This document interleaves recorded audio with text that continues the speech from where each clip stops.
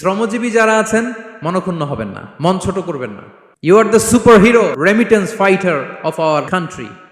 একজন পরিচ্ছন্নতা কর্মী, তারও 20 থেকে 30,000 টাকা বাংলাদেশে ঢোকে প্রতি মাসে। আপনি চিন্তা করতে পারেন 6টা মাস যদি রেমিটেন্স বন্ধ হয়, শ্রীলঙ্কার চেয়েও খারাপ অবস্থায় বাংলাদেশে চলে যাবে। এটা আল্লাহর পক্ষ থেকে একটা স্পেশাল রাহমা, মার্সি এন্ড ব্লেসিংস, যা আমাদের রিজিকের তাগিদায় সারা বিশ্বে যে কাজ করতে হয়, আমরা কাজ করি আর দেশে টাকা পাঠাই, আর সচল থাকে আমার দেশের অর্থনীতির চাকা। আলহামদুলিল্লাহ পড়েন। সো বাংলাদেশের গভর্নমেন্টকে আমি বিনীত অনুরোধ জানাবো, শ্রম মন্ত্রণালয়কে অনুরোধ জানাবো, এয়ারপোর্ট অথরিটিকে অনুরোধ জানাবো, আমার শ্রমজীবী ভাইদের সাথে ভালো আচরণ করুন, তাদের সাথে কোঅপারেট করুন। বিশেষ করে যতগুলো দূতাবাস আছে, আমার শ্রমজীবী ভাইদের যে কোনো কাজকে অগ্রাধিকার ভিত্তিতে আপনারা সার্ভিস দিন। তারা ভালো থাকলে ভালো থাকবে বাংলাদেশ।